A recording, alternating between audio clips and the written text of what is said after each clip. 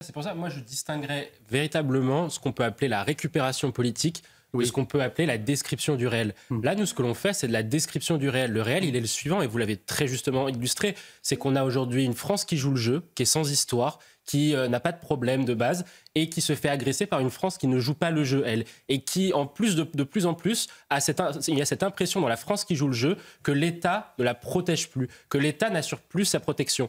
Et donc, à ce niveau-là, se pose la question suivante. Ensuite, pourquoi aujourd'hui dans notre pays, par exemple, il y a une augmentation des homicides? Depuis 2013, on a 17% d'homicides en plus. On était à 850 homicides à peu près en 2012-2013. On est aujourd'hui à plus de 1000.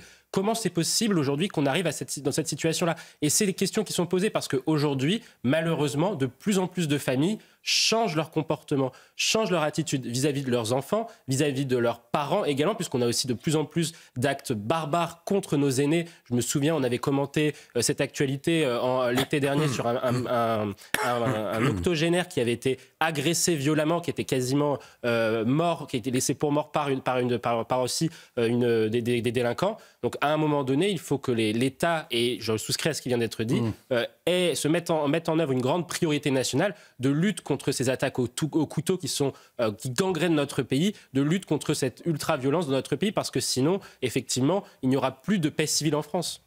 C'est exprimé par les Français, c'est que les Français ne veulent pas subir l'immigration, ils veulent la choisir. Or, la difficulté que pose le droit du sol, et notamment son automaticité, c'est qu'aujourd'hui, est français, quelqu'un qui naît sur le sol français, qu'il soit de parents français, évidemment, via le droit du sang, mais également de parents étrangers ou même d'illégaux, de clandestins. Absolument. Et donc ça pose le problème qu'aujourd'hui, les Français ne contrôlent plus qui devient français par le droit du sol. Donc c'est pour cela qu'on propose... je disais que dans les pays qui nous envoient...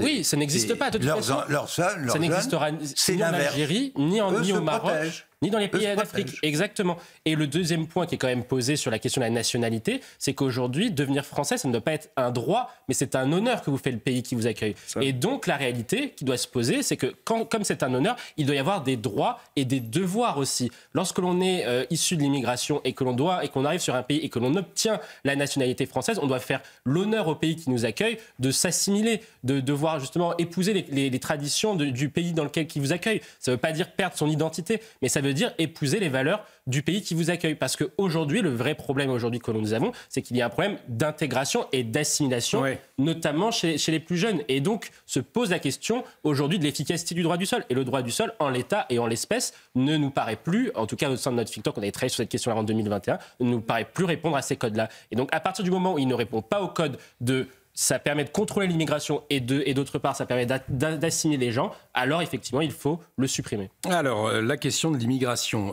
pour le moment, ce n'est pas celle-ci qui occupe Emmanuel Macron, mais c'est le sujet de l'un. C'est simple sur l'IA par rapport à ce que vous venez de dire, c'est qu'aujourd'hui, tous les pays de l'Union européenne dépensent à peu près environ 20 milliards d'euros sur l'IA. La Chine dépense 95 milliards, on a fait un rapport dessus, et les États-Unis 250 milliards, et Elon Musk et Donald Trump ont signé un plan à 500 milliards à horizon du mandat présidentiel de Donald Trump. Privé, 500 milliards privés. Privé, évidemment, je compte public et privé. Privé-public en Europe, 20 milliards. Donc à partir du moment-là, on se pose la question suivante, c'est que l'Europe est en train de décliner et de décrocher sur le plan technologique, car comme vous l'avez très bien dit, ce sont les acteurs qui sont producteurs de l'intelligence artificielle qui vont créer les règles de demain. Et le problème que nous avons, c'est encore une fois souvent la même chose, c'est que la Commission européenne nous a imposé des boulets, notamment avec l'AI Act. À un moment donné, ce n'est pas normal aujourd'hui que les États-Unis investissent massivement, la Chine copie les États-Unis et l'Europe régule. C'est quelque chose qui est absolument un non-sens. Mathieu Hoc, un grand merci d'avoir été avec nous pour analyser, décrypter